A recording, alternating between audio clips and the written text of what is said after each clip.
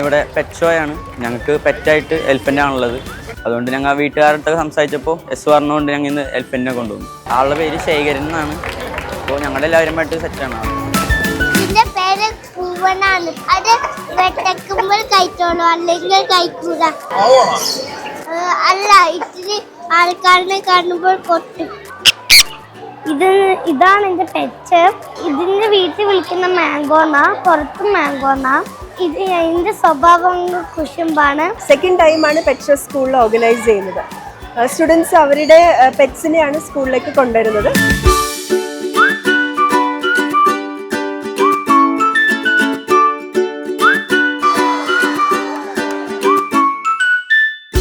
വീറ്റ്സിൻ്റെ രണ്ടാമത്തെ pet show ആണ് ഞങ്ങൾ ഈ വർഷം ഹോസ്റ്റ് ചെയ്തിരുന്നത്. കഴിഞ്ഞ വർഷത്തെ കാലത്ത് വലിയൊരു ഡിഫറൻസ് ആണ്. ഇപ്പോൾ കഴിഞ്ഞ വർഷം ഞങ്ങൾക്ക് ജസ്റ്റ് പട്ടികളും പൂച്ചകളും അങ്ങനെ ചെറിയ ചെറിയ മൃഗങ്ങളായിരുന്നു. പക്ഷേ ഇപ്രാവശ്യം ആനേനെ വരെ ഞങ്ങൾ കൊണ്ടുവന്ന ഒരു ഷോ ആയിരുന്നു ഈ പെറ്റ് ഷോയിൽ ഞങ്ങൾ കൊണ്ടുവന്നിരുന്നത്.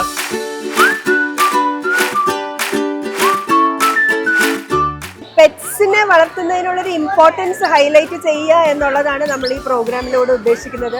അവരുടെ സ്ക്രീൻ ടൈമിംഗ് കുറച്ച് പെറ്റ്സിനോട് കൂടി ഒരുമിച്ച് നിന്ന് ആ ഒരു കെയറും ലവും എഫെക്ഷനെയും ഒക്കെ കിട്ടിക്കഴിയുമ്പോൾ അവരുടെ സ്ക്രീൻ ടൈം കുറക്കാൻ പറ്റും, അവർ പോസിറ്റീവായിട്ട് വളർത്തിക്കൊണ്ടുവരാൻ പറ്റും എന്നുള്ളത് തന്നെയാണ് ഇതിൻ്റെ മെയിൻ ഒരു അട്രാക്ഷൻ. ഈ ഒരു പ്രോഗ്രാമിൽ പാർട്ടിസിപ്പേറ്റ് ചെയ്യാൻ വേണ്ടിയിട്ട് പെറ്റ്സിനെ വാങ്ങിയ കുട്ടികളുണ്ട്.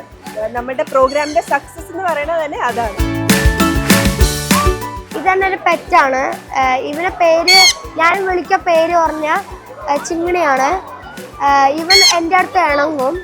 പിന്നെ ഇവൻ സൺഫ്ലവർ കഴിക്കും തീറ്റായിട്ട്.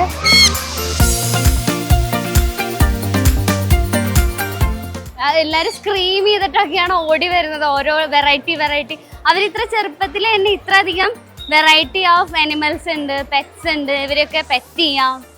അതൊക്കെ വളരെ ഒരു ബ്യൂട്ടിഫുൾ ആയിട്ടുള്ള ഒരു കാര്യമാണ്. കുട്ടികൾ ചെറുപ്പത്തിലെ തന്നെ ഇതൊക്കെ കാണുന്നത്.